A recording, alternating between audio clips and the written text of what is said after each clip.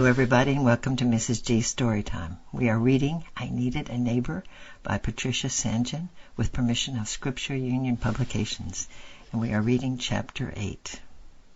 "We're nearly there," said Gabriel. There was a pause while Tikla, such a very light burden now, summoned up the energy to lift his head and look.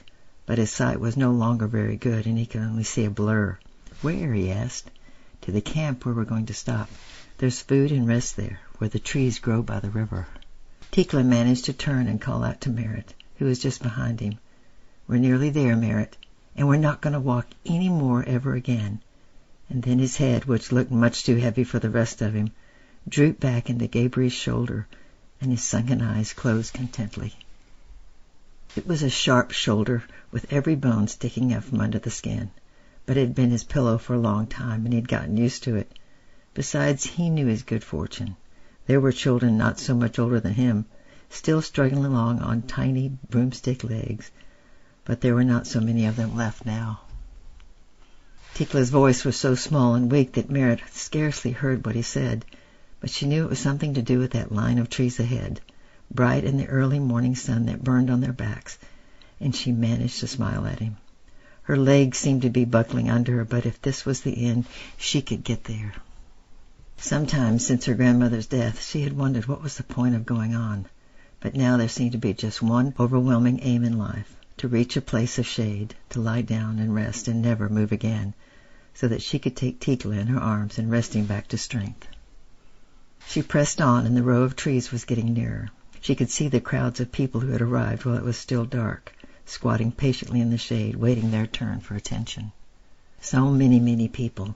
Now that she was getting closer, it looked to her astonished gaze like a far-stretching city of flimsy shelters, rush mats or rags balanced on uneven poles, thousands and thousands of them crowded together on the eastern bank of the river, and the banks were deep, for the great river had sunk to an all-time low.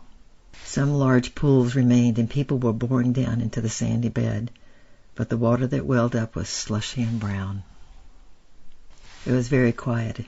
They squatted on the outer edge of the crowd, and Gabriel laid Tikla in Merritt's arms and went ahead to report the new arrivals. She looked down at his wan face and twisted to a smile, and she smiled back. Since crossing the border, the terror of further bombardments had been lifted, and she had known a strange, weary peace. But at the sight of his sharp cheekbones and sunken eyes, her heart gave a lurch of fear.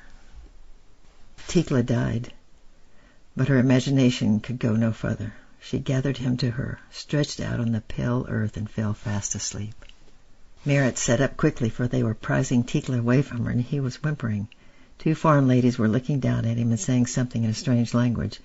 One of their own people, who knew French, was interpreting. "This child must come at once," he said. "Where is your mother and the rest of your family? You must all come." "My father and mother have been taken south," said Merritt, "and my grandparents are dead. There is only Tikla and me and my Uncle Gabriel." "Then come," said the young orderly. He picked up Tikla in his arms and walked away with the foreign ladies, and Merritt followed as fast as she could. She was rather scared of these pale-faced foreigners with their strange language, and she preferred the rest camps along the road, where her own people had cared for them. But she was not really anxious, for she had seen deep compassion and concern in their faces, and she knew that they would do their best. They seemed to go on forever, past those endless shelters where men, women, and children lay, rested, lined up for something or other.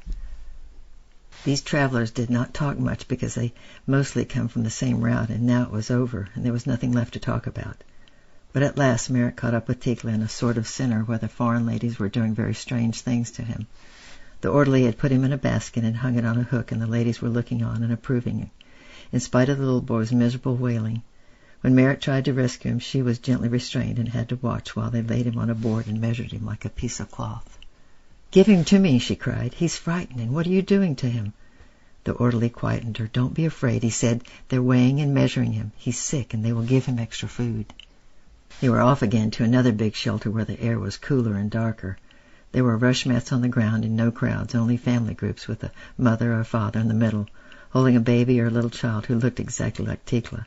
The same dull, sunken eyes, bloated stomachs, and stick-like arms and legs.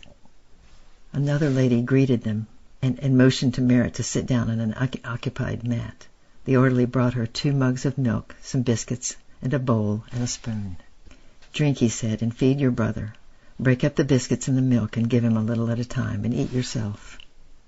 As Tikla lay in her arms, sucking in the spoonfuls of milk and biscuit pulp, Merritt wondered drowsily whether they had reached paradise. Spears of sunlight filtered through the rush mat roof, and over in the corner there was some activity where great cauldrons of high-protein milk were being prepared. But all around her were the rest of those who had reached the end of the journey. Even the children, grouped around a sick brother or sister, sat quiet and patient with a faraway look in their eyes, for they were mostly too weak to want to play, and outside it was growing hotter and hotter.